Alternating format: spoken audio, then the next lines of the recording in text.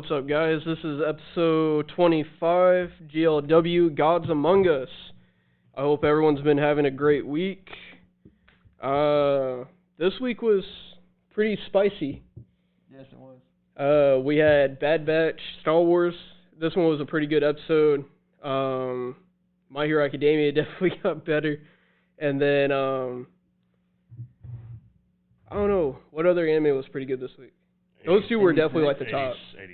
86, Digimon. How can you forget Digimon, right? Jesus. Yeah, before the show you were like, oh, Digimon. When the spicy mean boy. Digimon was definitely on the spicy end of everything. Wait, did we forget the intro? No. No, he just did it. I did the intro and then I was kind of... Oh, never mind. Going to talk about what we were doing for this week. But...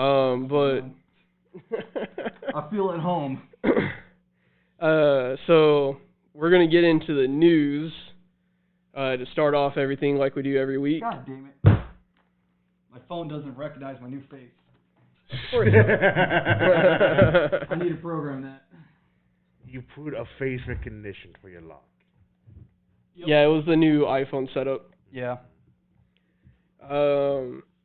But with the news, the only thing I really had this week was that God of War Ragnarok got delayed for 2022.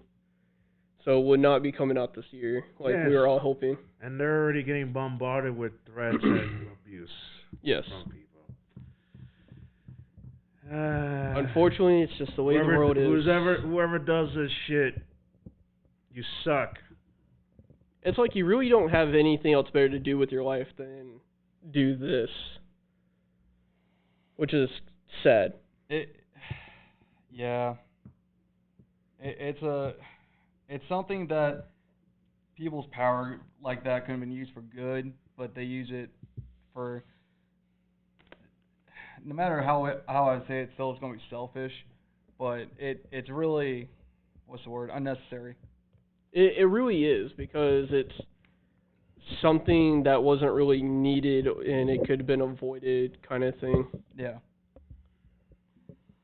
But are we able to say what they said or no? No, just because... No, I don't want to get into specifics of that, but it is that there are out there... It's very graphic. And yeah. That's something we don't... I don't want to get into it because I don't want to get into it too much. The only thing I want to point out is I do hope for the safety of the people that this was sent to. Yes. And whoever sent that and thinks this is necessary, all I can say is please seek some help. I'm not saying it's fully right, but it's also not wrong. It's something that can be done differently. Yeah, it's just, all we're doing is bringing back Cyberpunk. Mm-hmm. Because of the death threats and because of what we got an unfinished game, and then the backlash of that was basically everyone unhappy because there were so many problems with the game. Yeah. I honestly could have waited another year for that game to come out before playing it. Yeah. But what news do you have? I have a lot. It's all about Battlefield. The only thing I remember about Battlefield, if you didn't write about it, is that the concern about that,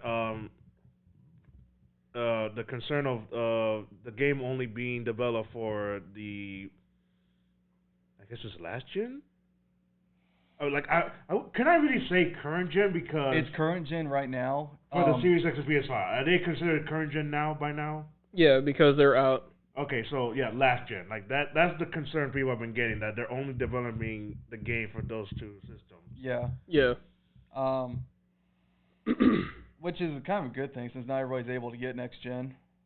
Yeah, I mean, I know that. Yeah, and EA is the type of people that they will want to sell it to as many as possible. They want more money, and even though we know it's the money aspect, it still is being out there.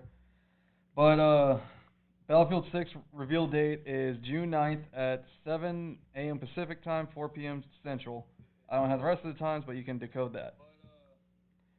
Another bit is the best way to find Battlefield news is I don't want to say stick to one content creator because how they're doing their marketing, since they have Call of Duty's main market guy over, I do not remember his name. I should have wrote it down. I'm stupid.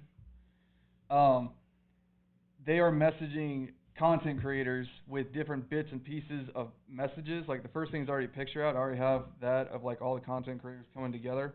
And it's not big content creators, it's big, small, and all of them. Why did I open up that? Of it.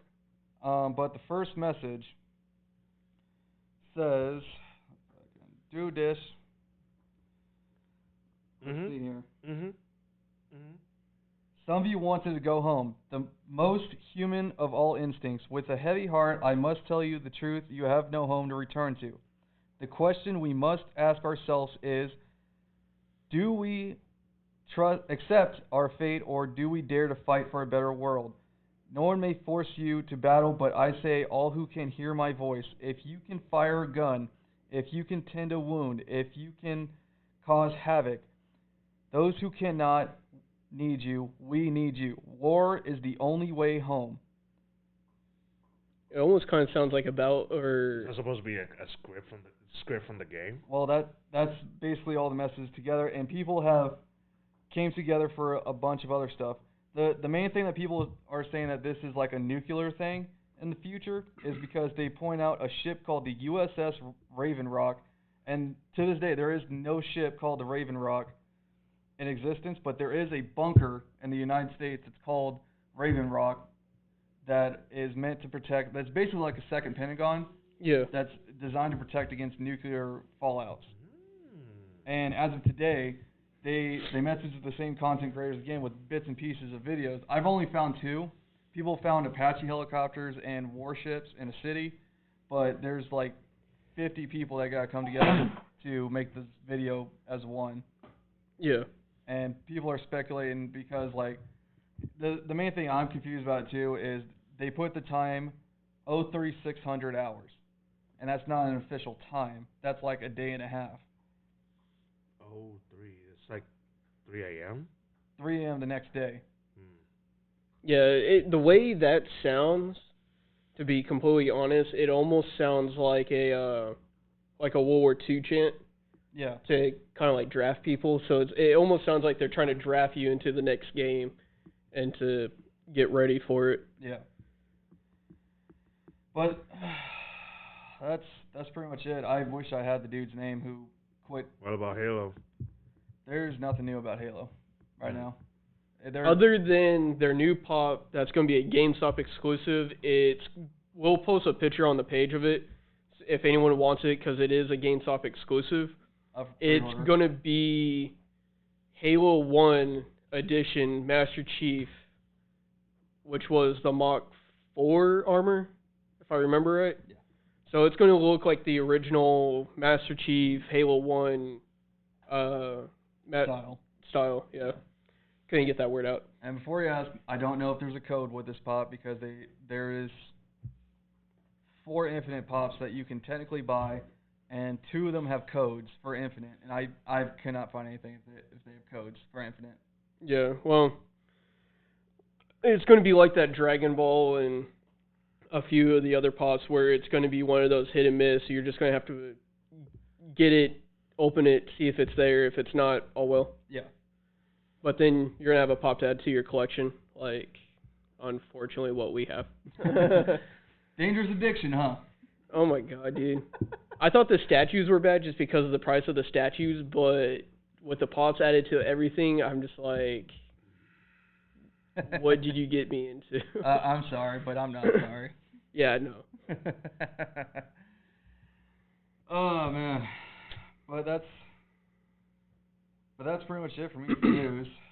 Everything else is sealed till I'm not going to say next week, but technically it is because next week's show is a day before E3, and everything's pretty much sealed tight. I'm sure there's going to be more Battlefield because they're doing excellent marketing. I love this marketing style. Yeah. Yeah, everything's going to be kind of tight towards that. The only thing movie-wise is that we're still waiting for Space Jam and a couple other stuff. I'm gonna try to watch Cosmic Sin. It's another Bruce Willis movie. To give an honest opinion, it almost kind of has that Halo style to it if you've seen the movie trailer. And then I also bought Willy's Wonderland, which was a Nicolas Cage film. And this movie is just, it looks funny. That's the main reason I bought it, because it looks funny. I haven't really seen a good Nicolas Cage film in a while. I'm going to try and watch both of them and just kind of give my honest opinion whenever I can. Yeah. With the next show or the show after. But I promise I'll definitely watch them whenever I get a chance. Speaking of E3, it's right around the corner. Next week. Yes, I have the full schedule right in my fingers. You want to tell us?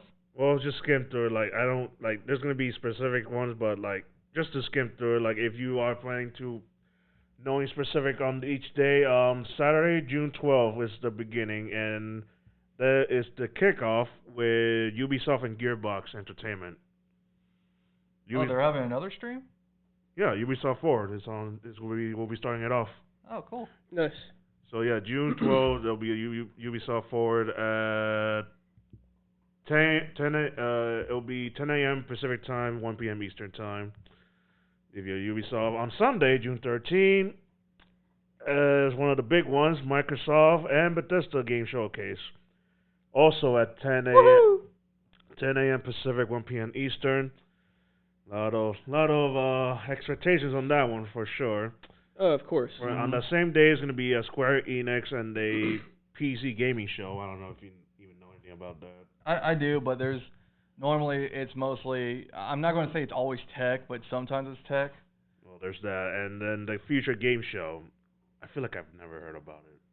Or if I have seen it, then I didn't really care. Yeah, E3 has been kind of weird the last couple of years. And on the bottom of that Sunday, Warner Bros. Games and Back 4 Blood, more info on that, and 24 Entertainment will be featured. Mm-hmm.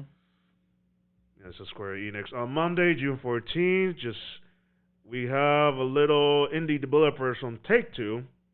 I want to chime in on that. Take-Two Interactive, Mystical Games, Freedom Games, Razer, and Capcom will have things to say on that day. Nice. And something about Verizon and television. Huh. I don't know. I don't know what that's about. I don't know. Monday seems to be kind of. Come on. With all the memes that we've been getting about Samsung. That's true. Monday seems to be like the. Well, Monday E3 is like usually 3 days, and the last day is just usually nothing. Well, now there's interviews. 4 days because the last day is Tuesday, on June 15, and this is Nintendo wanted to be best for last because they'll have their They don't care about this stuff. They make more money than both companies. Of course, because they don't give a shit. As soon as they show us anything new, people will go raging for it. 8 a.m. Pacific time, 11 a.m. Eastern time. Nintendo Direct will have their show, and they will definitely. I think I can see them winning E3, especially if they showcase Switch Pro.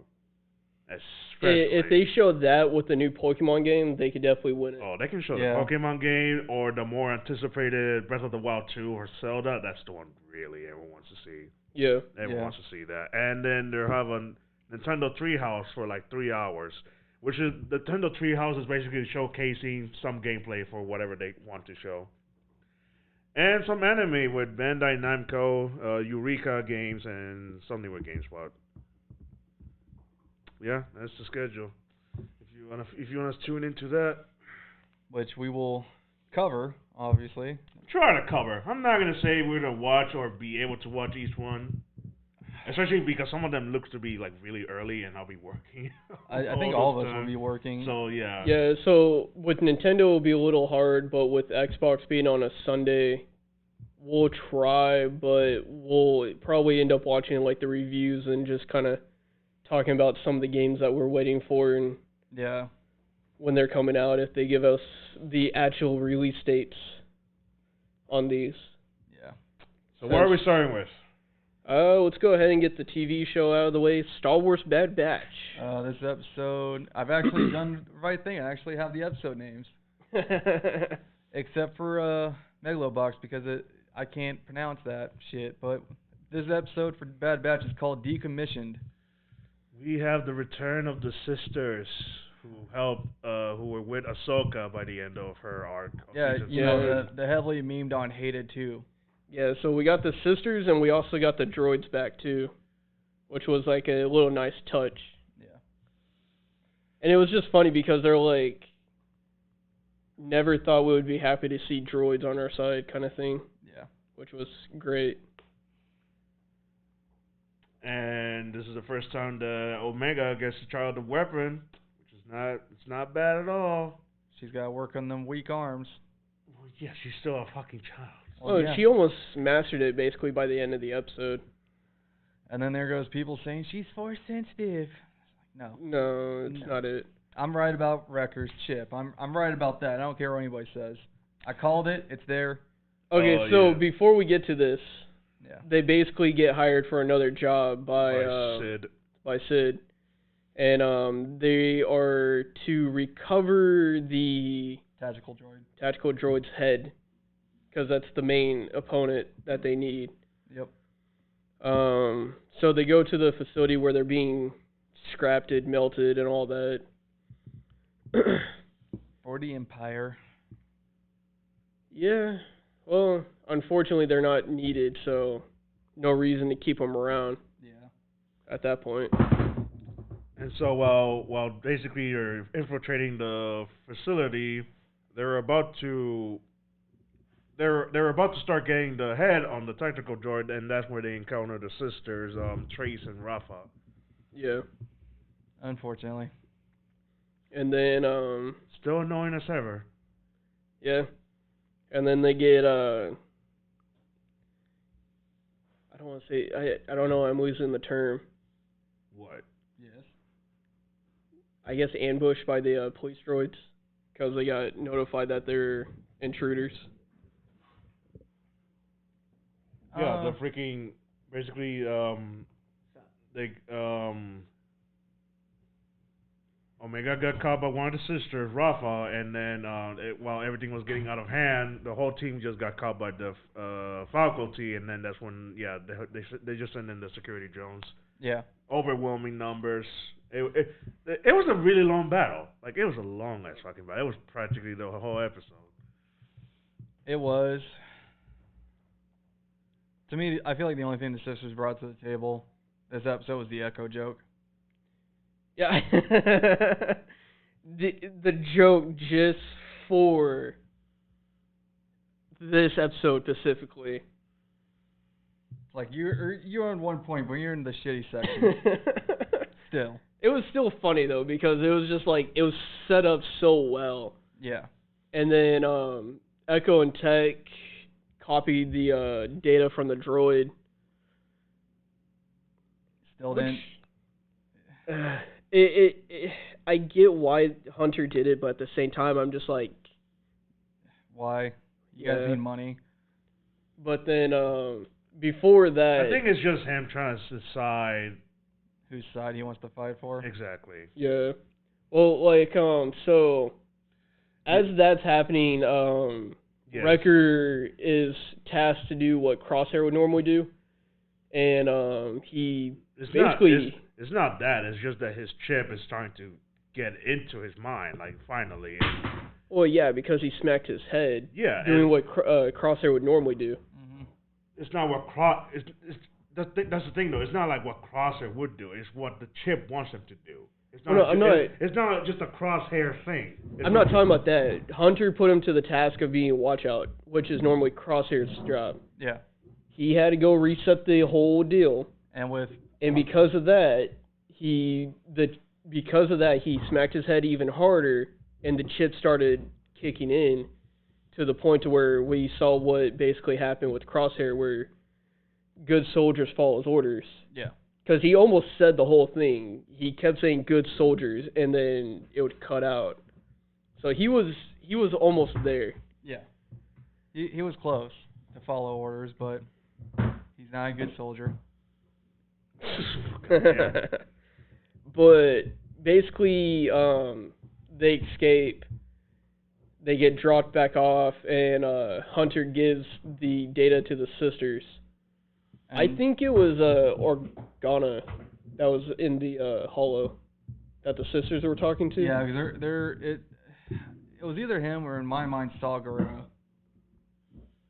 Yes, but the way the cloak looked, because it looked like a cloak, I think it's Senator Organa. Yeah. Like I'm really set on him, just because of the little bit of Cloth there. cloth that we got to see. I really think it's him. Yeah. I'm hoping it's him, but at the same time, we'll have to wait and see what happens. Because this is episode 9. Yeah. Out of 16, so we're about halfway done, so we're not even close to start getting, like, full answers. No, this was episode 6. You just you kind of already told there are 16 episodes, but you say episode 9. No, this is episode Okay, if this was episode 6, then we're still we're not far enough in to actually start getting the answers that we need. Yeah. But we're about to hit the halfway mark. Yeah. So on to the anime. Yeah, so that's really the only TV show until next week when we get Loki in. And then when we get Loki, we'll start having 2 shows to talk about. So with anime, I kind of want to get Full Dive out of the way. All right. Full Dive. This episode's called A Fairy's Power. Yeah. Yeah, more like a fairy's bullshit. Pretty much. Yeah, 6 episodes. So with this episode, Hero's still going through his training. It's coming to the end of it. Going through hell. Yeah, it's basically hell, but we're kind of getting towards the end of his training. Raina's just at the point where she's just fucking with him. She did fuck with him. She thought counseling would help. That didn't solve anything. She thought going to church would help. That didn't do shit. At this point, I fully believe she's using him as a guinea pig. Well, would you? You've been playing the game for years, and then it's like all of a sudden you get this newcomer. Yeah, you've been hiding behind a fairy account just so you can't be seen. Like, yeah, you're a guinea pig. Yeah. How does that even work for her position? Like, how do you just be a fairy for this kind of game? She already explained that. It was like early on, because she works at a store selling the game, she got the fairy outfit for free. It's only for people who are like video game store salesmen. I didn't catch that. Meow.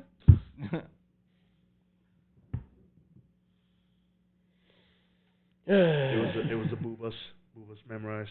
Yeah. So we're in a situation where Hero is he's just trying to figure out like how can he improve himself or how can he make things better.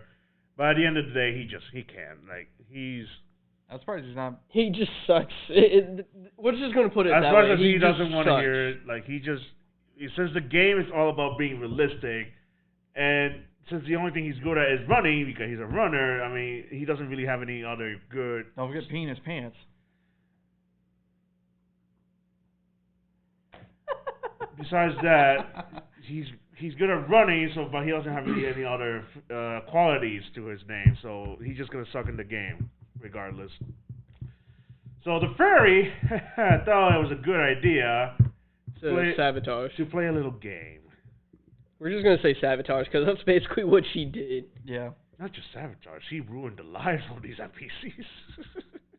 Yeah, she did. She full out went demonic. So the first target was the big bully Granada, who's been on his ass since day one, and she made it look like his boots were gone, and Granada kept making everyone look for his boots, but like they were gone, but they were found in the sewers, so they were ruined. He lost the sword. Riona put the sword in a crapper, and it was full of shit. So it's basically like disrespecting a guy if you do that to somebody's sword. In my opinion, I feel like she put it in the wrong way. She put the handle in first instead of like the blade part. Probably, but Either way, still it the was like really disrespect is there. disrespectful. Yeah, either way, it still is messed up. But I'm like, nah, put the handle in. He's got to touch that part. Oh, but that wasn't the worst part. That wasn't even the worst part. The worst part is that she made him look. She made him look like as a panty thief because the nurse, Pervert. the nurse of the training regiment said she lost her panties, and so she planted her panties on his locker. And so all fingers were at him, and then everyone just lost. What's next happened to himself? He just started insulting her. Like, why would he take it? Yes, and Yeah. then everyone, He didn't help his situation on that. Yeah. so everyone turned his back on him. He quit. Granada's gone. That's not where it ends. So Captain Tesla comes into the training regiment, and he gets a letter of it's a letter of I want to say complaint. yeah, it was like it was a complaint. A complaint letter of how the training instructor has been treating the class and how horrible it was. Yeah. So here's the thing. So yeah, it is true. The training instructor he's a douchebag, and even if that's the truth, like this was still like a fake letter because it was sent from another subordinate called Pilaf, the one who was with Granada. So he was signed on his name, so he could also look like he was framed. So, even though things were going good for Hero, this was going overboard. Even he admits himself to Rayona. It's like, goddamn bitch, this is way too much. Yeah, he was just like, yeah, you went a little too far on that one. Yeah. Oh man, it was funny though. It was. I just kept laughing at every situation. Yeah, and then the one that hit hard though was Kathy protecting herself, which I get though. In that situation, I would get trying to protect yourself, but like, goddamn, that hurt. That hurt hard. yeah. To her supposed hero. God, that time frame. But she did come in clutch at the end. Yes, She did. She came in clutch and actually protested against the instructor that he was at the end. He was still bad, and he was kicked off the training regimen. Yeah.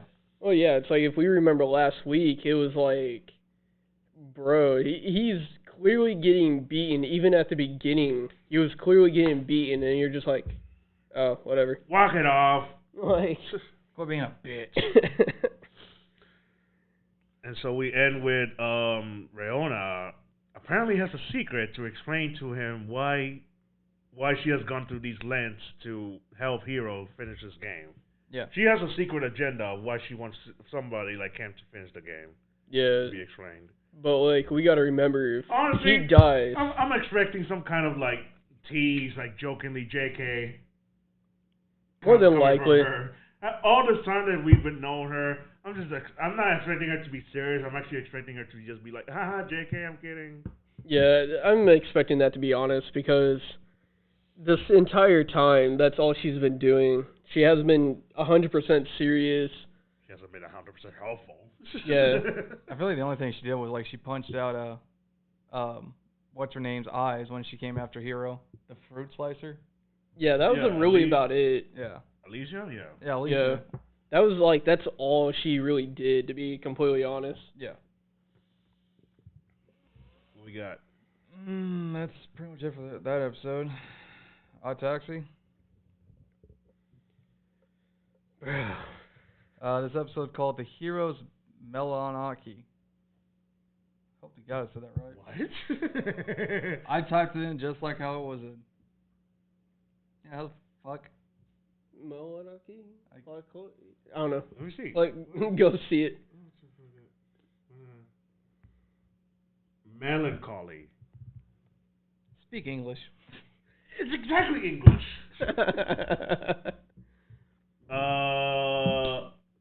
So this is kind of spicy. A little bit spicy. This is basically a scenario. So Otokawa finally figures out that his friend, the monkey, Shinikawa? Yeah, Shinikawa. He finally figured out how he's going to rescue him. So he picks up Dobu, who his crime partner, pretend crime partner, to go and save him. And so while he's trying to do, basically he picks him up and they're still trying to discuss how they can do this as smooth as possible. Skull Mask starts chasing them down, into pursuit because of that damn dodo bird. Mhm. Wants her fucking life. Chasing down the streets, fucking almost succeeded, but then Odokawa was able to freaking maneuver 360 and freaking skull mask crashes. So that's the last we see him for now. Yep. So we get to the port. Where Shinikawa is. So trying to figure out a plan to get him. Honestly, I don't even think there was a plan. All what happened was they both go in. They open the door, and Dobu and the fucking polar bear. Did anyone catch his name? I think it was said once, but I really don't remember it. So yeah, Dobu and the polar bear, they just start hatching it out at each other, and then Odokawa is just walking around trying to look for him. I wouldn't really call it a plan, but hey, it worked out. So, so yeah, while Dobu and polar bear having the mash pit outside, Odokawa finds him, gets him out, and he just drives him home. Oh, I see ya, bitch. I'm out. Yep. Yeah. Before that, Dobu's position was told by the YouTuber. We saw like a little bit of him with that. Yeah, like we even before all of that, like we got a whole scene with him in a room with the fan. Yeah. Well, not really a fan. It was that cat girl that was. No, it wasn't a fan. It was a fan. She said it was just a random fan. One of his okay. fans. Yeah. I don't know why I thought she was one of the. I thought she was the cat girl. I don't know why though. God. But even then, he get your furries right. Too many to notice. But even when we got that whole thing, it was just one of those like, all right. Yeah. So while Odokawa was taking Shinikawa home, or trying to get help because he was injured bad, get him help and then get him home. Dobu finishes his fight with Polar Bear. Skull Mask comes back in and just shoots him in the leg. Shoots him, but I think he already left. As soon as he realized that Odokawa was in the area, he already left. So I guess he just wanted to do a warning shot just to see if it was him. He got him in the leg good, so but as soon as he realized it wasn't Odokawa, he just moves. But that's when the YouTuber actually catch him in the act. And he's trying to be all shit. He's like, hey, I actually caught him, bitches, huh? You're here right here, huh? You can't say shit about me. And then he got bitch slapped. Mm-hmm. Seriously hard. Honestly, it was a little awkward because even though Dobu is like a crime handler, he was giving him like actual like life advice and shit. So I'm like, this is weird. Yeah, I wouldn't figure he would have like done something to him because he's been kind of calling him out on social media. I mean, he took his car and money. And then he threw his phone in the for compensation water. for putting him through all that trouble. Yeah, but like honestly, that's let off easy. Yeah, but you know, getting to live and being basically shamed is a lot worse than. Yeah. It's just still weird. Like it was still weird though. Like coming from him, like giving him actual life advice. You know, the reason you're in the situation is because you're an attention whore and you need help. Yeah, like he even said it. So. Yeah. You need to learn to approve yourself and nobody else. Go find yourself a mentor. Yeah. All that shit. Either find a mentor or find like actual friends to be with and actually socialize instead of just being around on YouTube kind of thing. And so he forced him. The YouTuber gave him to live. He gave him his car, money, apartment that he was in. For compensated, and Dobu made him end his little charade about him being a hero. Yeah. And ended that. And then his channel and everything. So yeah, that's out of the way.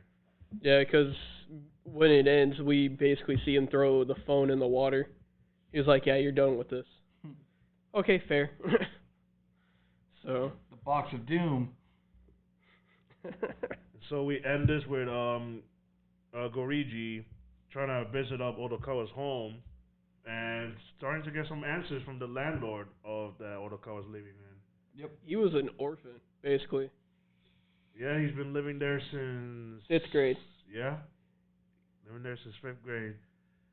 And the truth bomb came in. Both parents are dead, even though Odokawa doesn't accept that. So we're trying to get to the truth of this, of his condition. Yep.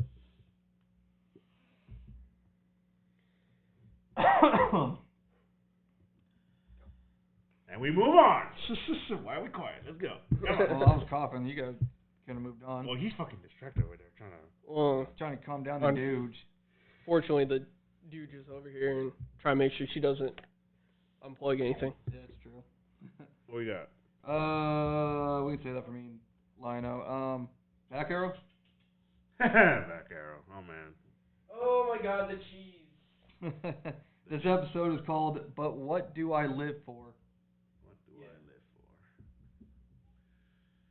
So, Chew comes back. Well, technically, he never left. Here's the funny thing. So, yes, Chew His is... convention left.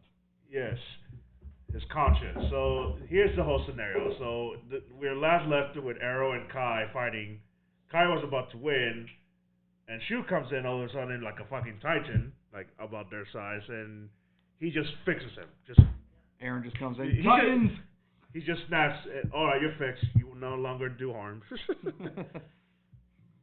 Which is kind of messed up in a way because of after all the stuff that we've been through. So the explanation of how Shu is alive is that Cheat codes. yes, he never died in the first place. The way he was so big, and because he died is because that was his bright height all along, like his own. For the last 3 days. Yes, with conscience. So he's been inside the Grenade ship the entire time, all the time. It was like one of those stasis pods. Only bit the Admiral knew.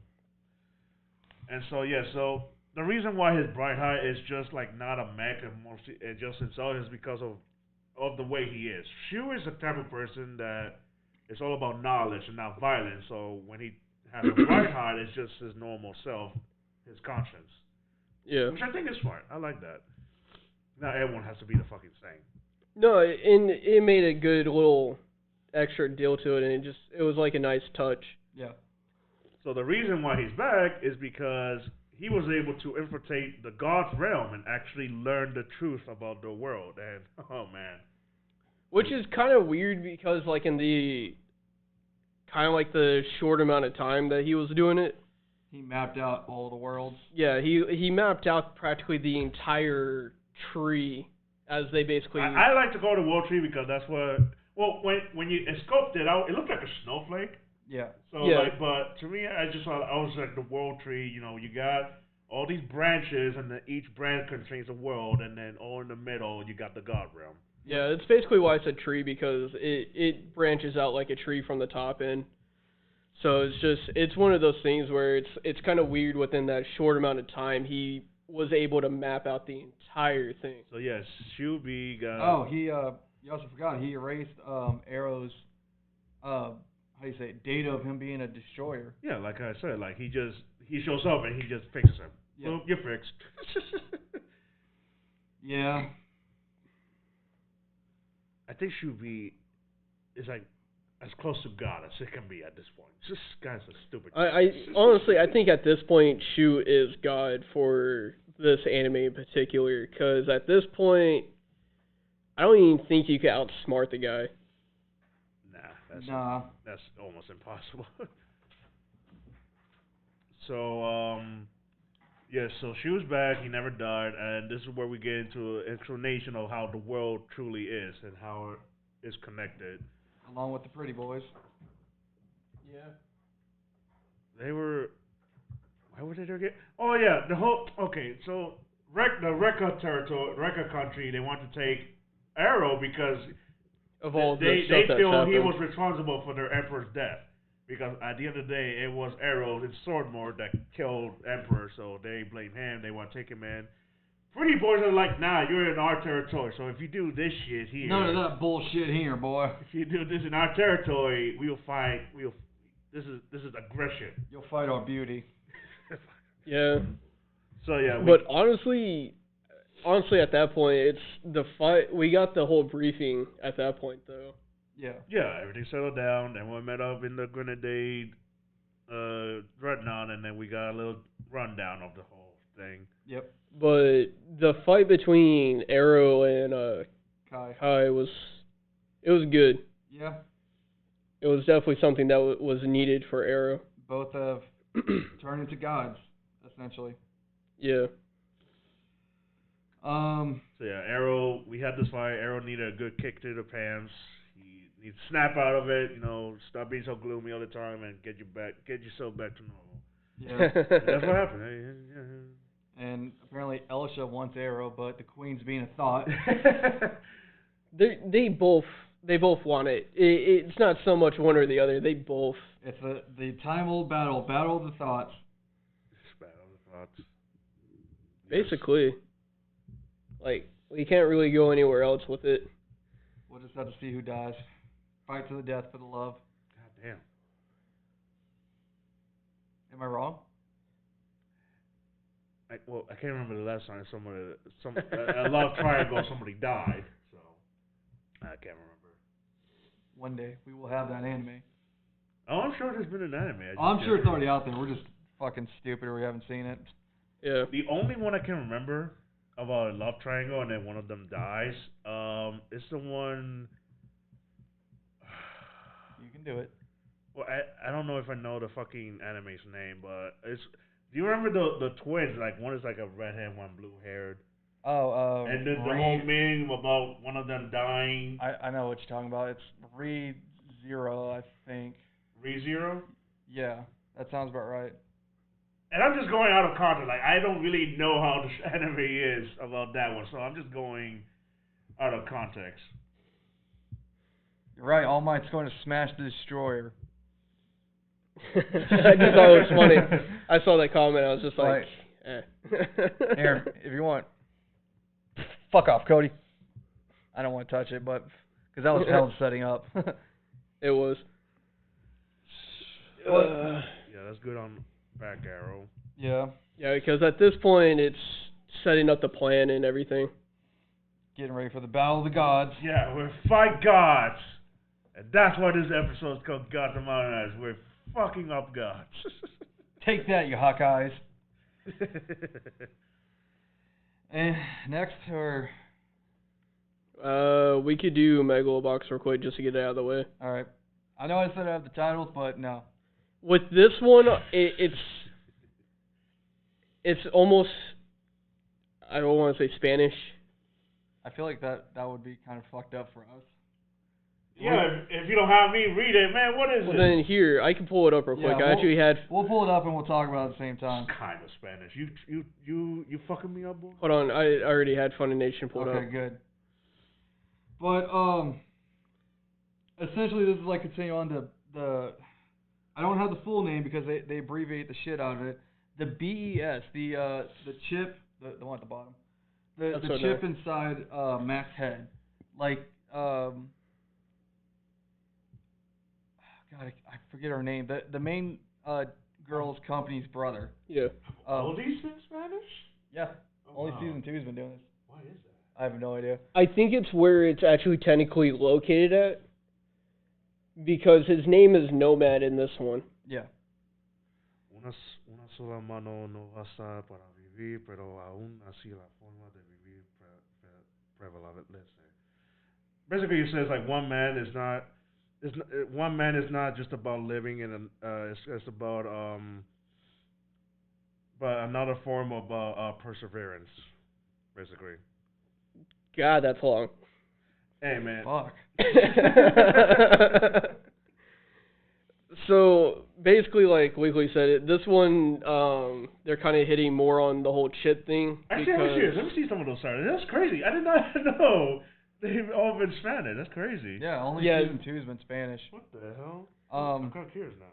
So she's like really on the offense about the whole chip thing because like even she said the company can't take another hit.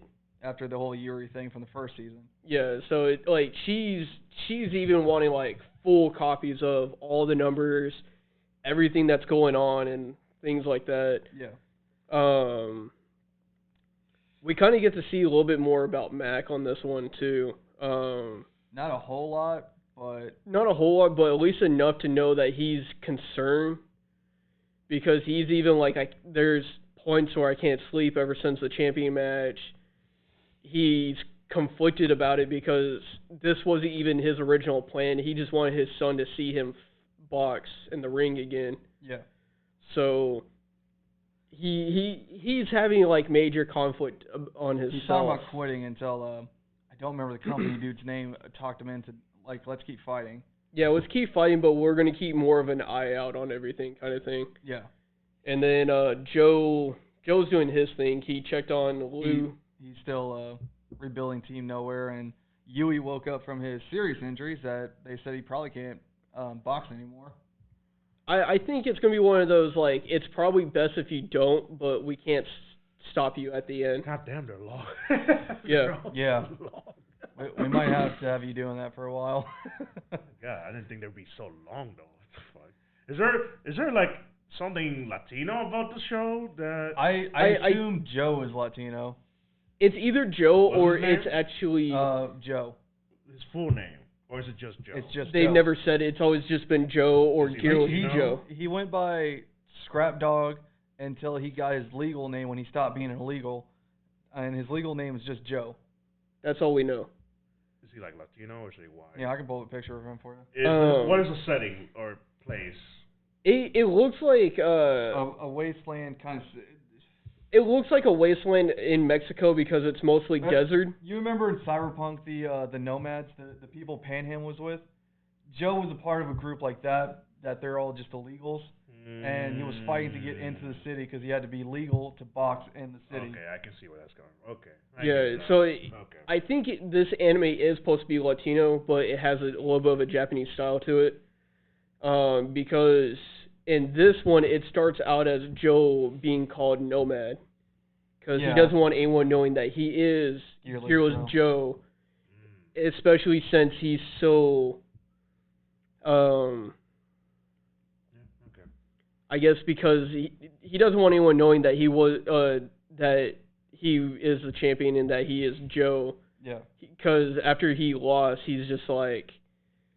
Yeah, I get it. Continue. I just curious. Yeah. What were we talking about? So Mac is going through his whole thing. He's staying fighting, but now Joe was talking to Louis. Louis is, the way his doctor's deal went, he can't fight at the moment. Like they basically are telling him that because of his injuries, it's probably best that he never fights again. Yeah. So because Joe and him became good friends, he's like, jokingly, we got to put our match on hold now, this, that, and the other. There was a giant hurricane or storm coming in. Yeah, and more of the orphan kids came together. Joe's getting his kids back. All but one. Sachi, I feel like he's going to be last, honestly. I feel like if Joe... So, before we get into the ending, because this is going to kind of go into the ending, I feel like after Joe does his fight, I think he might come back. Yeah. Finally. I do feel like Joe and Sachi's going to fight at some point. Yeah. So, basically, after everyone kind of comes back to help out Joe to kind of save the gym, we get a newspaper ad, because we kind of got a life story of everybody. We get a newspaper ad showing Joe and Mac as the next possible fight that everyone wants to see. We don't know if it was ever accepted because I think it's just Mac challenging Joe. Like I said, possible. Yeah. Possible match. That it might happen, it might not. We would kind of have to wait to see what happens. We were on episode 9 this week. Yep. So if it's 12 episodes, we're I think it's just coming like to the the end. season. I think first season was like 12 or 13. I'm double checking real quick. Yeah. But it is getting pretty close to the end because like 13. Yeah, as much as I like this anime, I still hate that they skim through like most of the fights with Joe. Yeah, well, like I really want to see. Well, I think knowing that, it just comes down to how important were those fights. They were weren't. they They were kind of like pitable fights that really need to be watched, or so a couple. Were they like kind of the fights like just going through the rounds until we get to like the finals? Some of the fights that they shown in the first season wasn't really too extreme. A couple of them were, but others was just like, here I'm Joe, I'm gearless, here we go. Yeah, I like honestly when we were seeing the Chief fight. I was really wanted to see more of that tournament because it was such an important part. Yeah, because he wanted to get into the next Megalo boxing tournament. Yeah, but he was also wanting to make enough money to keep the village there and make everybody legal. So I wanted to see that fight in this one, but I think if Joe and Mac fight, I think Joe would fight Sachi. Sachi. I almost said Sanji. Sachi before that. Sachi's not even competing in Megalo boxing. Well, I almost said a whole nother name. Yeah. So it's like it's just one of those things where we'll kind of have to wait and see what happens. Yeah. Because it's starting to get good and it's definitely starting to pick up. So. Finally, I still feel like they wasted too much time on the whole travel thing, but that's another discussion. Should we get combatants out of the way? Sure. This episode's called Carnivorous Female Chimera. This episode is just so funny. I don't want to say filler, but it was a funny one. It was a filler, but it was a funny one. It didn't really get away from the story or like the main point of everything that's going on. It was definitely funny. So yeah, this was the mission where they were sent out to the desert territory to find water nuts that, even though they're very small, they're just like jam packed with water. And they had to get it before the Sand King finds out. Yeah. So they tried to go at night, but things didn't go swell. So they did find like this little like area where like they look like trees. They just picking up the water nuts. But then they came to the realization that that's the Sand King's back. so as soon as earthquakes started happening, they're like, all right, we're in the Jeep. They start driving, and then the Sand King was like a gigantic badger mole. Fucking appears, and yeah, that was the water nuts of the water nut is like it's just his back, so it's a part of him. Mm-hmm. So they get chased down. They lose all the water nuts. The Jeep gets destroyed. So now they end up walking. And we see their week-long journey. Yes. While Six was narrating most of it. I like that. It's just most of it just narrating. Yeah. It was funny. We're not going to go into too much detail because of, I guess, of a specific person. Starting enjoying Six's perviness. Yeah. It's just we can't go into too much detail because of Facebook and YouTube reasons. Yeah, we'd be shut down for discussing this part of the episode. Even though I feel like we discussed worse, but we know better. We know our limits. With this one, it got really bad, especially the last one. It's basically one of those common one's talking about food, one's talking about this, but it was the way the conversation went. It almost went perfect together. By the time they got to day 7 on just walking, everyone is like almost no food, no water, tired of shit. Things start happening. Yeah, there's some false ideals around. There's some false ideals going around. Six has his idea of what's happening with Rose, and then Rose has another idea of what's going on. And they're not the No, same. it's not. The conversation's equal at the same, but different results. That was probably the best part. I'm sorry. It was great. Nah, the best part was Elise trying to get her head around this and just like that face, that blank face. Just what the fuck are you guys doing? Yeah. But they basically make it back and mission failed again. Yeah, now they're being told to go steal a weapon from the demon army that before they do. Yeah. See, the Six and Alice, they're gonna try to steal this weapon so they can destroy Sand King to get the water nuts. Yep. Because they're trying to prepare. They're trying to still prepare for war from the next kingdom. Yep. So yes. Next. Or you guys got something else bad? No. Honestly, we could go straight to Boruto. Okay. Because this one was mostly, Training. well, training and No, this is more of a Kurama rundown of Naruto's life. But before we start on Boruto, this episode is called Empty Tears. Yeah, so as we remember last week, it ended with Ninetales popping out and talking to, No potty break for you. yeah, basically saying, no, you can't leave as Naruto's asleep, you're stuck in the room, kind of thing. Mm-hmm. Or, no, you're under my watch while he's asleep. Yeah. Yeah. And then we kind of got that whole, how ironic is it that I'm being asked to babysit? He's like, this is so beneath me, this is ironic that I'm being asked to do this now. Yep. Basically, Kawaki gets a full rundown of Naruto's life a little better. And how much of similarities they both have right now from looking at both their history right now.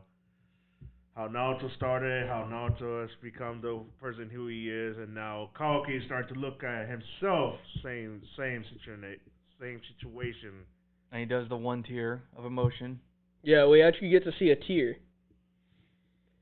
But like, it was kind of cool to see all this because he's like, oh, you've always had it easy, you know, everything's always came to you, and it's just like, no. Kurama's like, nah, no, that's not how things do. From birth, when both parents died, to now, he's never had help. Besides when he fought with his friends, even then it was like very rare, and it's just like even from that point, he's always been by himself doing everything. So he almost kind of made it like, you know, it almost sounds like my life. I've been fighting from this point that I got sold, so. Yep. He has a little bit more of an understanding of the way Naruto is. And then we get more training, which was actually pretty cool. Yeah, Kawaki already seems to have a good handle of his chakra control. Yeah. So it's really kind of natural to him. Even though he's never done any of this training, it seems so natural to him. Yeah. Even Naruto's like, God, he's already got it down. I sucked and it took me a while. Fuck, bro. You damn kid generation getting shit done. Well, even Boruto was like, it was easy for me. Hey, shut up, you little turd. He basically said you suck straight to his face. Of course, it was easy for you. Look where you came from, fucker. As soon as you're born, training begins now. Oh, sad birthday. Yeah, and then basically the ending. Before we get to the actual ending, Boruto wants to actually train with Mitsuki a little bit more, and we kind of get that whole touching moment. Apparently, Boruto acknowledged Kawaki as his brother. Get stronger, brother. Together we will defeat evil with karma. Yeah, so basically Boruto's plans using the karma against the organization. Sarada getting closer to mastering Chidori. Yeah, and then we end that with her. That's scary when you really think about it, because not only does she have the monster strength of Sakura, and then you add Chidori to that. Just combine that together. That's why it's scary. I'm like, she's gonna be a badass female. She is. Like, Sakura was never good at fighting, but that punch is scary. I mean, yeah, she combining her monster strength from her, and then now she has Chidori, and no, her Sharingan is gonna get better. I mean, she's gonna be scary. I'm scared, mommy. Any guy that dates her in the future of this anime, I pray for him. I really do. Like, that's just gonna be some scary shit. Yeah. What else do we got?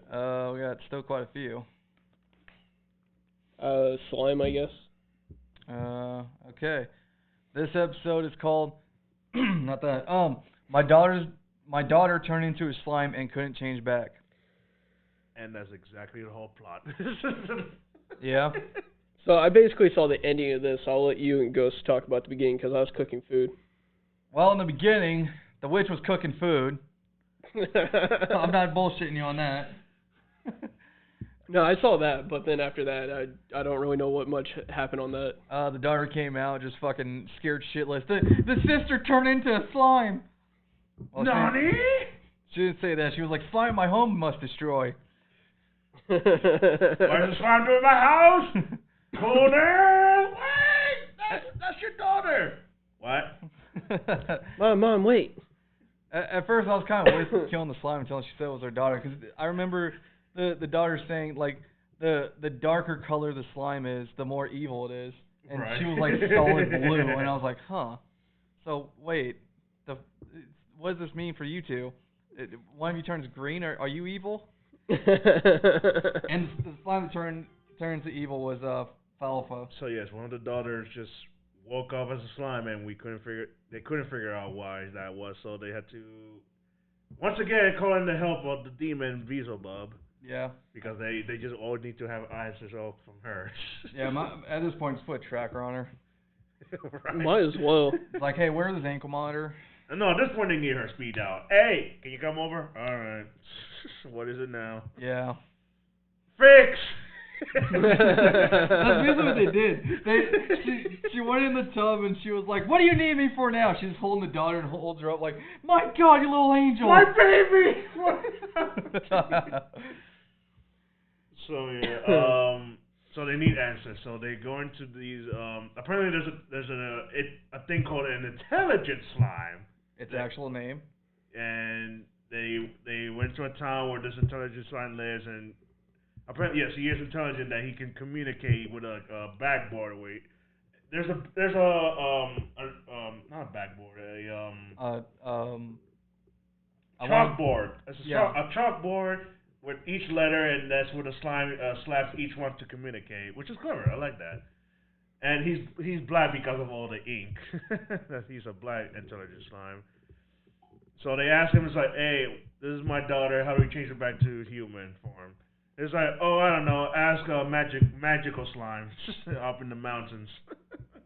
All right, let's go to the mountains. So there's now a magical slime. Who can't do shit.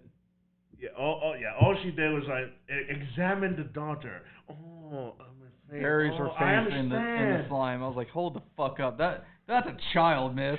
I understand. Oh, so that's what happened to you. I have the answer. Oh yeah, that's the only thing she did. She told us why she went into the slime form. She slept wrong. she pulled a muscle sleeping. So because she slept a weird way, her body was like, oh, this is uncomfortable change. Go into healing mode. Change. It's like, oh, well, I can't do anything about it, so you should find a fighting slime. Which makes no fucking sense. Who has been able to keep her human form for a long time. Maybe she'll give you the answer. It's like, alright, fine, let's go to the fighting. So, the fighting slime is in this tournament at I'll give you one guess what the fighting slam's called. It's very smart. Fighting? Yeah. I think that's what they ended up calling it because it was originally called the fighting slime. And the way it's like trying to simplify things, fighting. Yeah. And that's why she called magical slime Maggie. Or Maggie. And the intelligent Intelli. Oh yeah, Intelli, yeah. So they go to this tournament with Beelzebub, and so basically to get the attention of the fighting slime fighty, Beelzebub and Witch, Azusa, they participate. And there's really nothing to have a tournament. They just blew through the whole fucking competition. Like, out of my fucking way, weaklings. So yeah, they just blew through the competition. There's really no contenders for these two. They get to fighty. Beelzebub gets to fighty. Beelzebub gets to fighty, and nothing at bitch slap. All right. Fuck out of my way. You're going to fix our daughter. Fix the child now. And then found out the whole reason why Beelzebub joined the fight. She wanted to fight the witch, fair and square, no barriers. And this was a good fight. I mean, she can't let that go. I think I gotta be honest. The fighting animation, it wasn't really clean. It was kind of all over the place. Yeah, it wasn't. It's not really like this anime is not really meant for like big anime fights. So I know it wasn't like a clean fight, so it was a little messy. But for what it was, I got a lot of honestly while watching this fight, I got a lot of World Tournament vibes from Dragon Ball. Thank you. Yeah. Thank you. Oh, so I wasn't the only one. Okay. It's like what I've said countless times on the show. I feel like all I do is just reference Dragon Ball, but like it's so hard. It's one of the most successful animes. When we talk about, or even Digimon, it was like Dragon Ball. Yeah, it's just I don't want to be that guy. Like everything's Dragon Ball, but it really was. It's so hard with some of the way the moves and the designing of the fight is. It referenced Dragon Ball so hard. Yeah. So while they're fighting, Fighty was able to bring the daughter back to human form. That's all good. Before the fight. Yeah, before the fight, and Azusa wins. Obviously, she's not gonna fucking lose. So. Yeah. So it was good. Fighting seeing this fight, guys. Fighty seeing this fight between the two. Asked Azusa to be her master. Azusa was like, Another one. I can't feed all of you fuckers. Alright, I challenge you because I'll prove my worth. As soon as she says her aura, it's like, oh my god. You gotta understand, even though she looks in human form, she's still a slime. As soon as she read the aura of the witch's aura, did I just say that weird? As soon as she read the aura of the witch's aura, I said that weird. She read the witch's key. Yes. She has felt this sensation. It was like, oh, these slimes crying out to me of death. Pass out. Defeated, mind games. But then Beelzebub was like, it's like, hey, you teach me. It's like, huh, what? The fuck you want? But she couldn't say no to the girl, so it was like, all right, fine, I'll take you as my sword. Yay! I'll take the little bastard. And so that's the show. Yeah, that's pretty much it. Yeah, for this week. Mm-hmm. I feel like we're just gonna get like little mini adventures every episode until it ends. Yeah. On this one. Unless something major happens. I don't feel anything major is going to happen until the end. The only thing else special about it is like now everybody knows about the witch's power. And yes, she's now more popular, more known, and will be challenged more. Yep. That's probably where we get into more of the nitty-gritty. Probably meet up somebody really strong and might be an actual contender to her. That would be interesting. Yeah. I'll probably see that. So, where are we now? Well, we still have a couple more. Anyone just want to get by? Fuck it. We already mentioned it. Digimon. Let's just get it. Yeah. Alright, this episode of Digimon is called The End, The Ultimate Holy Battle. Oh, yes. And it was holy. Oh, yes. I said holy. Yep. So, just right off the bat, I'm just going to go ahead and mention it, even though this is like towards the middle.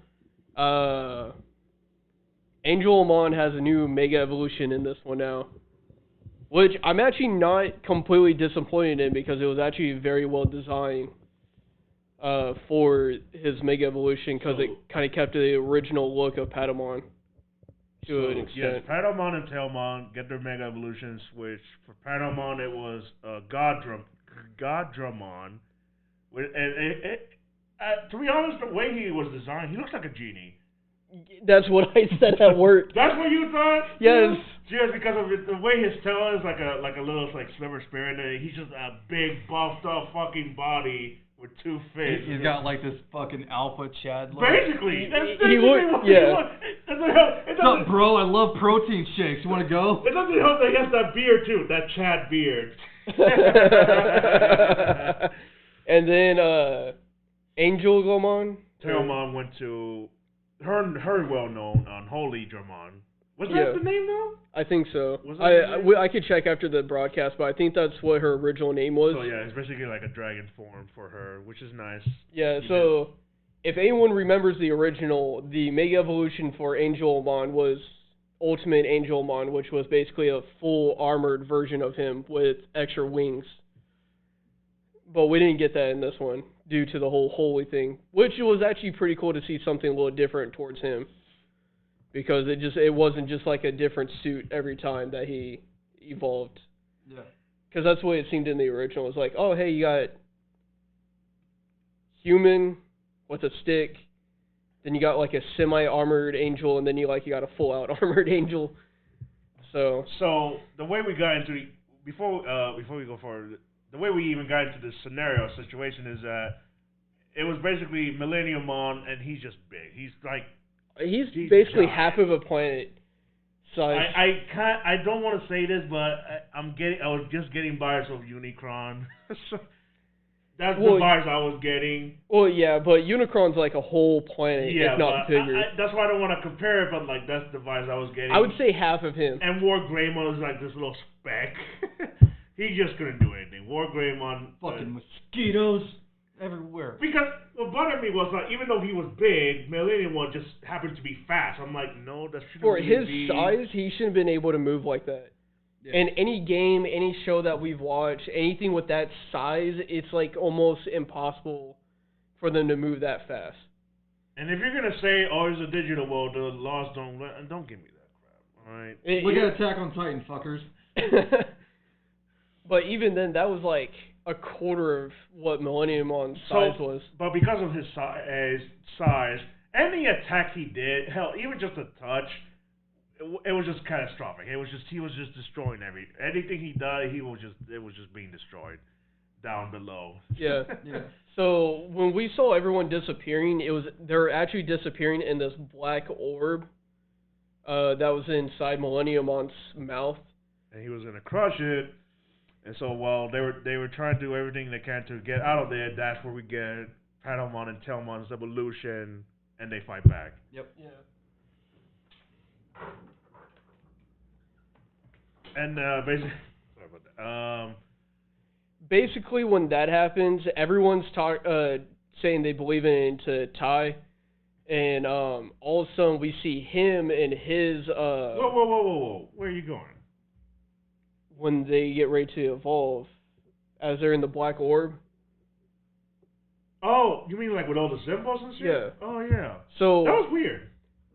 So like, as we're in the black orb, seeing everyone kind of like talk and kind of like mention Ty's name, Tai and War Greymon's flying back towards. Oh no, they were in the water when this happened. Yeah, so like they're in the water, knocked down, and then everyone's doing this, and then it's like immediately he hears them, his symbol shows up, everyone else's symbol shows, and it starts circling around Telmon and Patamon. Yeah. And that's when they go into their mega evolutions, because they're like, well, we're not just going to stand by, we are the whole Digimon. They were basically the same size Millennium, so we just have now these like holy gods of power fighting each other. Yeah. It was a cool fight though. The animation, crisp. It was crisp. It was on point. And then, as we said, we got the whole Dragon Ball. Well, style before that, they defeat Millennium On, but that only caused him to get into his original form, and now he was like the size of the planet. Basically, the size of Earth. Since that's what the digital world is kind of like. So yeah, he was in his original form. He was about to destroy it all, and then, yes, we get into the War Greymon basically comes up with Giga Force, which is basically Spirit Bomb, and because of the hope of all Digimon. Give me your energy. That's basically what it was. Give him your energy. Another Dragon Ball mode. And it didn't help that it turned blue. Yeah, no, dude, like it really did. Spirit Ball. So War Greymon throws it to the Millennium On, and as he's doing that, it's turning blue, and then Holy and God Drillmon were basically like, oh, it's not strong enough. Let's throw our energy into it. And it was just like, bruh. Yeah. Yep. But good guys win again. Shocking. But this is the end of Millennium On. But the next episode, we're actually going to kind of get to see and get information about their actual crest and what each symbol is actually going to mean. Yep. Towards this. So hopefully here soon we actually start seeing more, at least more mega evolutions than what we've previously been seeing. So I mean, shit. Yeah. Well, we got 2 new ones, so we're we're to 4 now out of 8. Yep. Yeah, 8. So in the original, we only got the 2, which was your main 2, War Greymon and Metal Garurumon. Now we actually have Holy and Gajaromon part of the set. So now we're just waiting on the other. Question is, are they if they ever do go back to those forms, are they gonna be like that giant size Titan?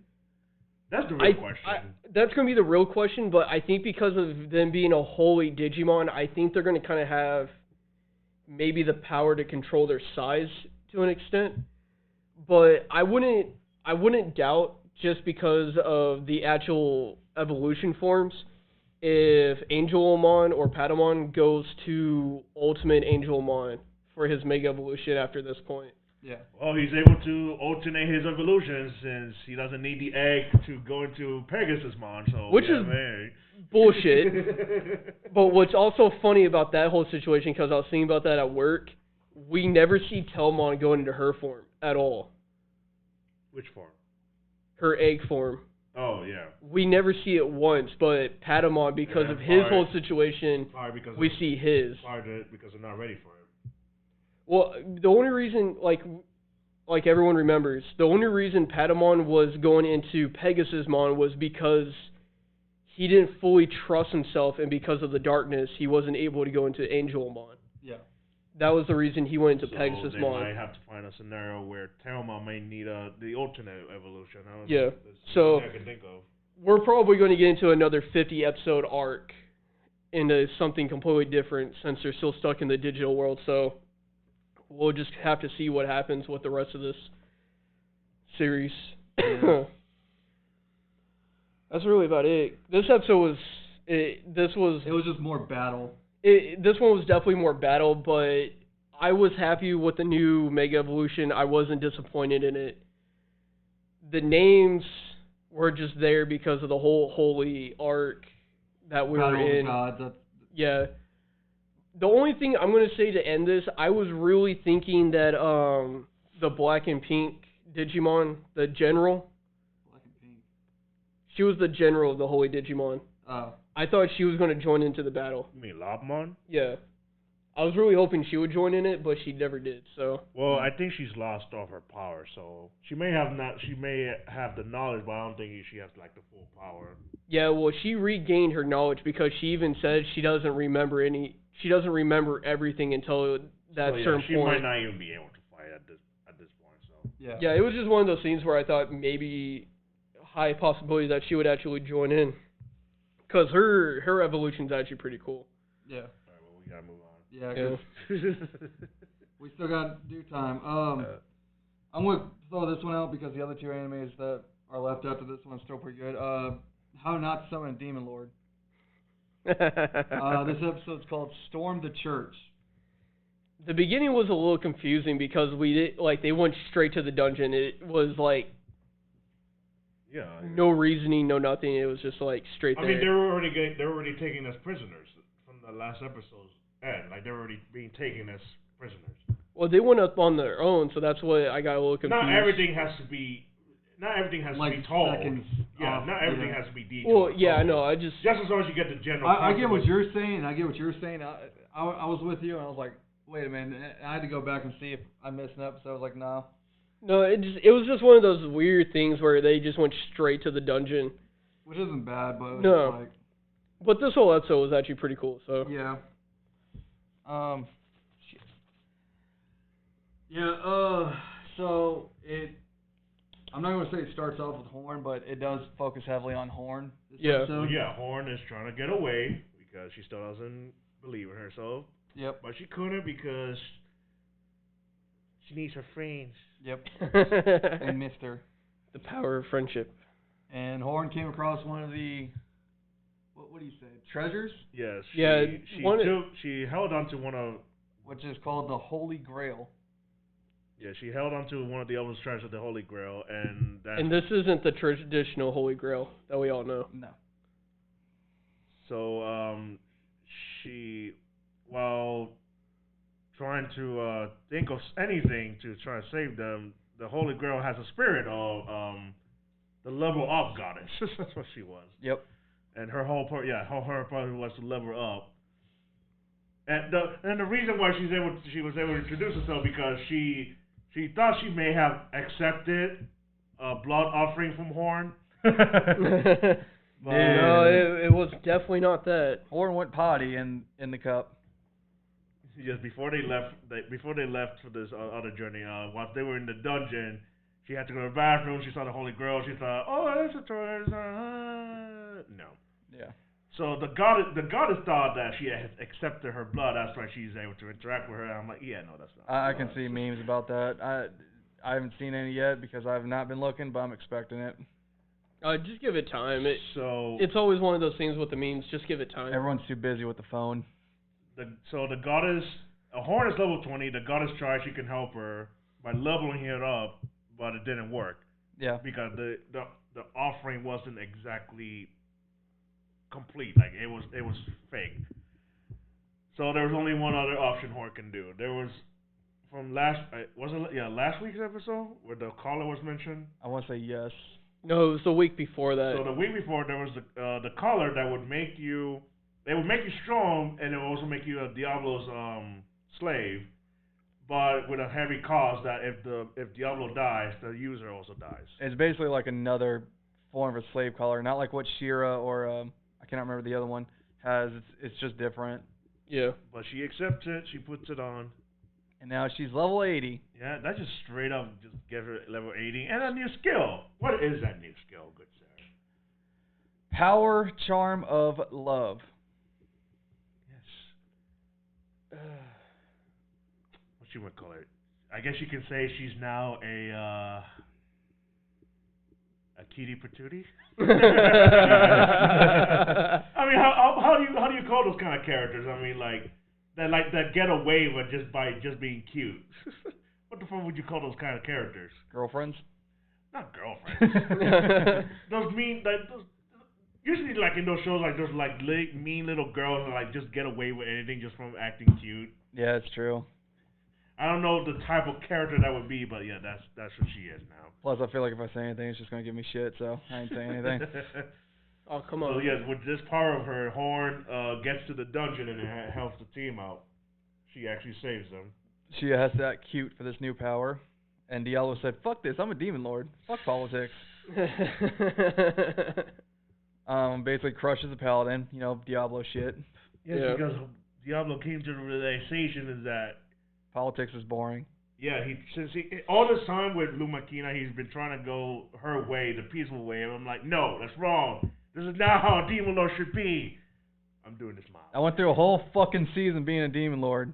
This is bullshit. I'm doing this my way now. Yep. Then Diablo does his whole thing. Fucking, he preaches his. He puts on a whole show and charade of how he will destroy everybody. Yeah.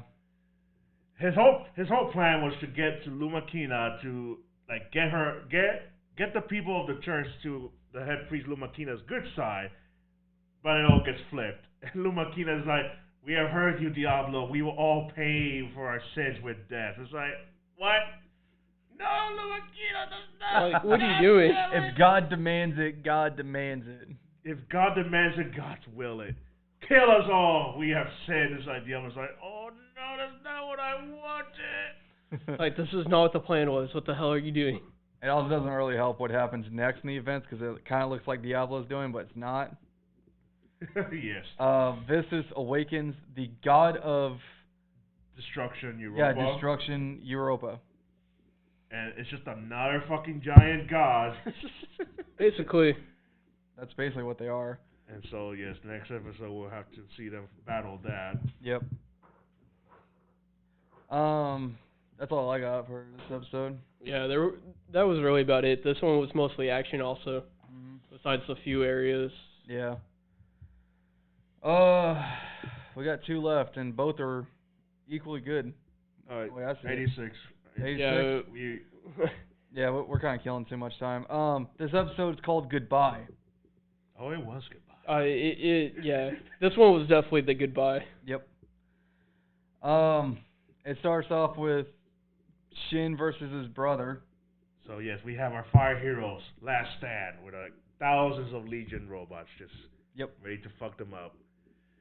This is the stand. If they don't win here, Then it's just done. it's done for Republic. So yes, but at the end of the day, this is Shin and his brother duking it out.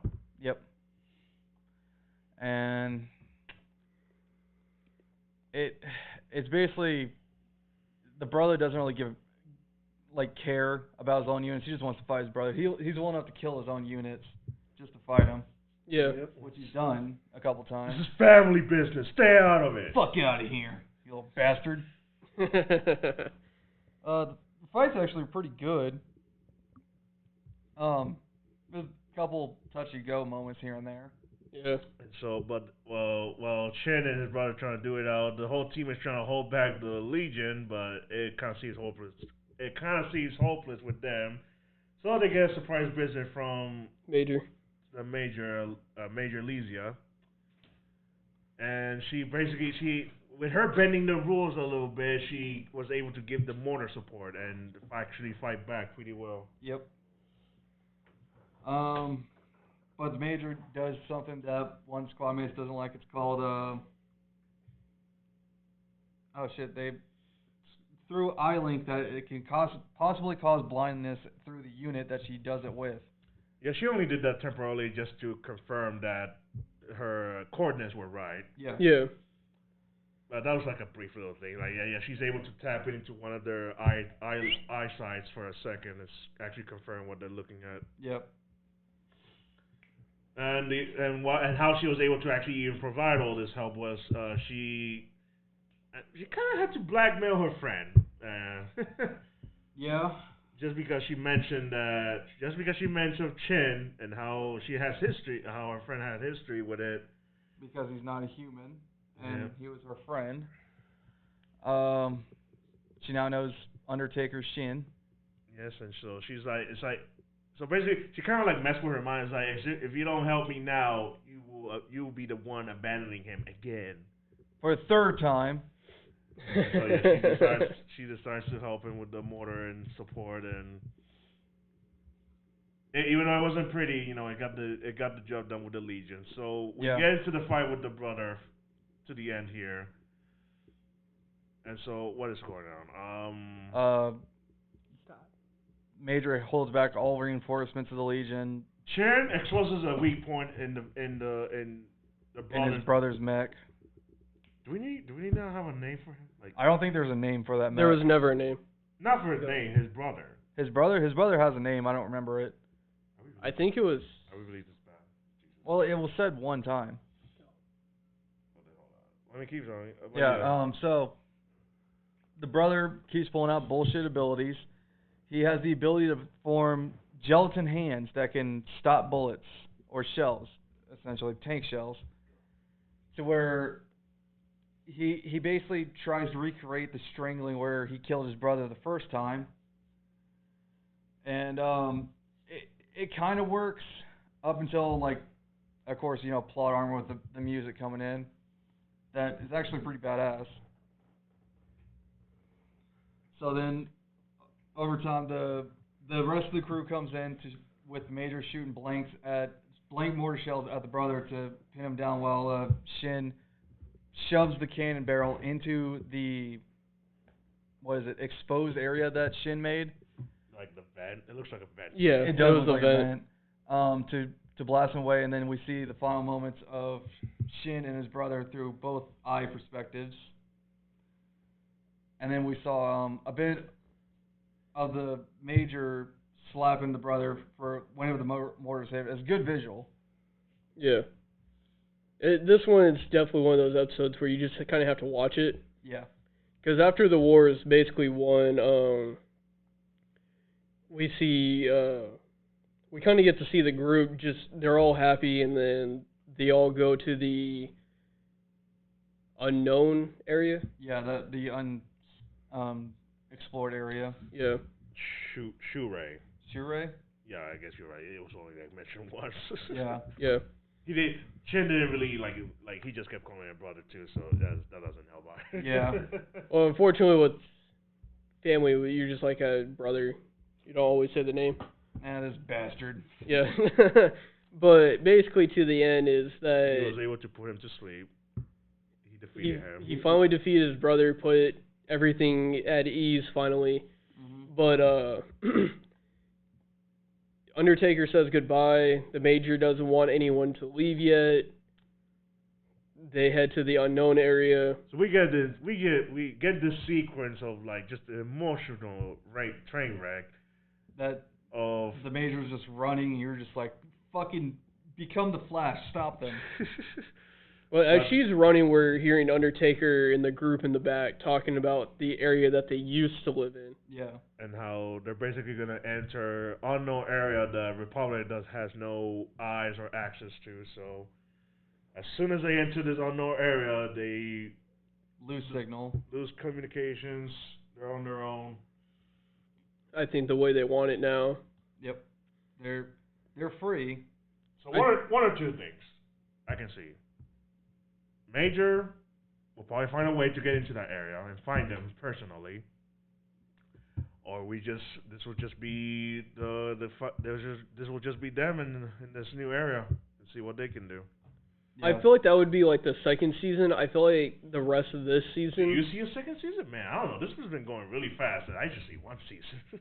If this is one season, I could see what you're saying, or they come back for like a brief moment, maybe like a few years into the future kind of If thing. they'll survive, probably. Yeah, if they do survive. Yeah. So, well, we have like 3 more episodes at this point. Yes, because this is episode 9. Yeah, so we got 3 more episodes. So we'll just kind of have to wait to see what happens next week. Yeah.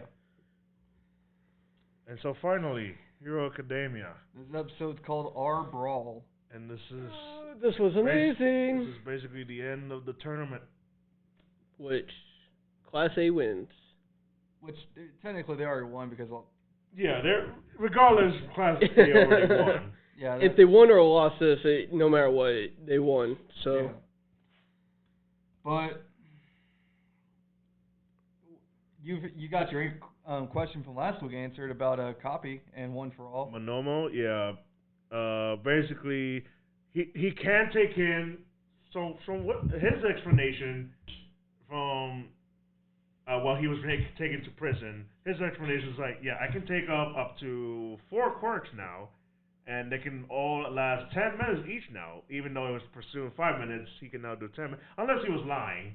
I think he was lying about that. Because he was trying to like get Uraka to speed, but she was cautious of Shinso's brainwashing. Yeah. So it could either be him lying or not, but yeah, he can take in multiple quirks for a certain amount of time. He just can't activate it at the same time. Yeah. But yeah, that was the answer I was looking for. I thought you were looking for an answer for if he takes one for all. Well, I think that was you.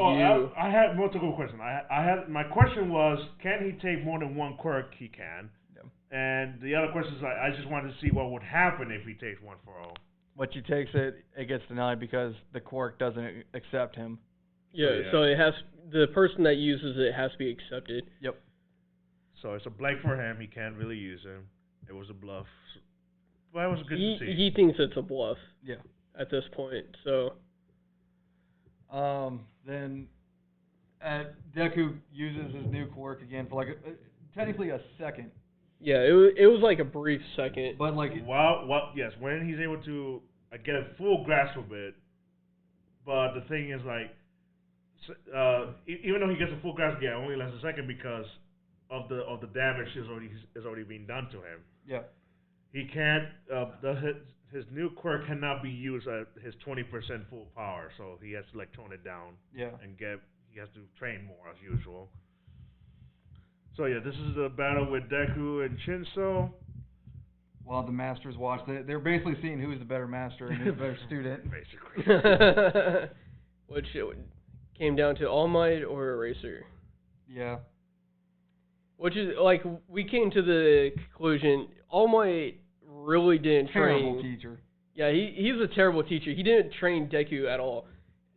Everything that Deku, other than season 1, getting the beach training, he hasn't really shown him anything else. Like he He still sold him like somewhat a lot. I mean, at least Yeah, the but basics. what has he done after the fight with All for One? Like he told him he's going to teach him to be strong, teach him to be a hero. All he's done is talk to him in Bakugo about. Because what else can he do? He can't really be himself right now or anymore. But even then, when we got into where they were trying to learn their special move, even All Might was like, "You need to learn how to do your own style." Yeah.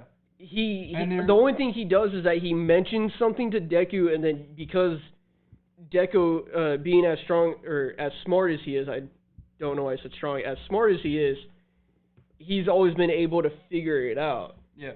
Well, we can't also forget that All Might is also, like, when Deku asks him these questions about the quirk, All Might is just as confused as he is because he also doesn't have the answers. Yeah. Well, yeah, but like even with him and the person that passed down into him, it wasn't time. So really the only thing they got was the super strength. Other than that, that was it. Yes, at the end of the day, Deku's going to have to figure out most of this shit out on his own. I get that. But still, like, training-wise with strength-wise, All Might's terrible. Again, he can't really do much all about All it Might anymore. taught him was learn how to control. No, he didn't even do that. Gran Torino did that. Of, like, teach him to do a percentage. Well, yeah, but like even him, like for him to understand that, he did the whole microwave And the egg thing, yeah. Yeah, so even then, that was all Deku. And people will throw this on our face. The only other thing is, like, All Might, you only used one equipment item, and since then he never has again, because Deku has, like, that whole airway deal. The finger thing? Yeah, because now he has that equipment. Well, he did that to protect his hands. Yeah.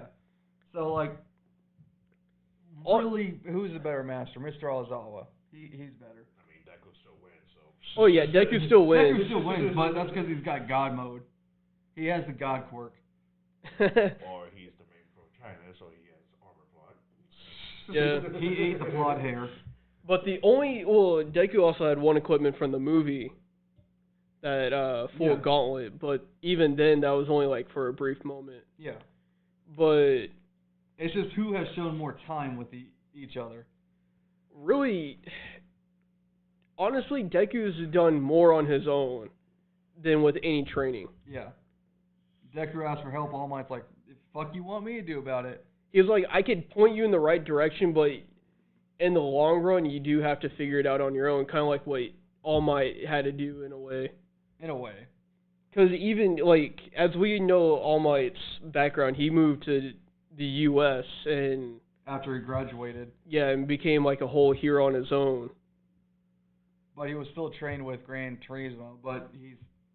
Yeah, he still trained with him and trained with his successor. Yeah. So... You said Turismo. Did I? Oh. Oh, well. That's going to be his nickname for us. Yeah. But, What? No! He's named after a car. That's not the reason he's called that. But it seemed like with the last two, they figured out most of it on their own with very little training. Yeah. Honestly, we're really forgetting somebody. We need to talk about how badass this girl was, Yurika. And how once again, those martial art classes paid off. Come in clutch. Oh my god, did they come in clutch. Gunhead. How can we forget about her? Fucking that snap to the fucking neck, fucking knock her out. She shoved the other girl to the wall with Minetta's balls. Yeah. Still sounds wrong, but yeah, that's what it is. Minetta, Should we even mention that whole thing? With Minetta's perfect perviness? Wow, Yes. Minetta's looking cool. You think he's matured a lot. It's like, nah, touch boob, yay. Thank you for not being the fuck? It was good, and then basically at the end of all this, everyone's coming up to the... Everyone gets washed. Yeah. One swipe. One clean swipe, everyone gets cleaned. Yeah. Team A wins. But, like, even, like, at the very end, we were starting to get, like, what, kind of like a summary of what happened between each person. Well, yeah, because they had to get lectured. Yeah. Razor is like, Deku, The fuck was that about? He's Deku's like... Deku's like, I don't know. I I can't tell you. Like, all this ended, and we're like, all right, we're going to point out you, out of all people, first. What the fuck? Bro, I don't even know. It just happened. But thanks to the power of friendship, I was able to control it. It wasn't power of friendship, it was power of love. We're Raka won that Deku. He doesn't see her as love. Not yet. She will. But Once all the thoughts are gone. Yes, so power of friendship. Just stop. Just stop. Do I need to bring the hat of discipline? No. Do it. But basically, we're gonna kind of get like a couple episodes break of My Hero before we probably start getting into like the more serious stuff. Yeah. Where the second arc comes in. Yeah. But the beginning arc was definitely pretty good. Yeah. It was a good little different and kind of like a different touch to it. I mean, we knew it had to start slow because last season's second arc was all serious. No. It was the It was the festival, dude. yeah. Oh, yeah. I forgot about that. Oh. How dare you? The beginning arc was all serious. How dare you forget it? Aries Chum smile. How dare you? You do not forget that smile. It must be protected. You touch me. You touch me. Senpai. No. You don't touch me. You protect the smile. Okay. But we're gonna end it there, because that's really about it. Yeah. So next week we'll still be doing it on Saturday at 8 o'clock Central Time. 8 p.m. Central Time. 8 p.m. Central Time. Thank Yeah. you. 8 a.m. Fuck you. Yeah, Yes, man. 8 a.m. That's what we're doing. No. Sorry, that's No, by the time please, I'll no. be at work. No. No. We'll be doing it at 8 p.m. Central Time. And you said, Ghost, that's technically day one of E3. Yeah, Saturday. So So even what we could do is that we could. we can review that, but the rest of the days we're going to review the week after. Yeah. Well, I was even thinking about like we could watch it, but that's not going to work on top of all the shows. Ubisoft, Yeah. that's right, Ubisoft. So. Well, we would have to do a long thing for that. Yeah. So, yeah, Saturday maybe we can watch the Ubisoft show and talk about that a little bit. Yeah. Yeah. Honestly, But what the fuck does Ubisoft even want to talk about? They got Far Cry. They got they still got that pirate game that they haven't Where was released. it? No, man. Skull and Bones? That shit got delayed again. They're not gonna fucking talk about that shit. this year's Assassin's Creed. If they mention it. Is that really still playing? I don't fucking know at this point. They're Call of Duty. Yeah, they're just money hungry at this point. Yeah. Alright, well. But we're gonna end it there. Please like and subscribe on Facebook and YouTube at GLW Perimeter. Again, next Saturday it will be at 8 p.m. Join us. Central. We'll talk about anime, movies, and all that. As always, thank you for joining us. I am Lion-O. I'm Wickley's Death. I'm Ghostblade. And have a great week and stay nerdy.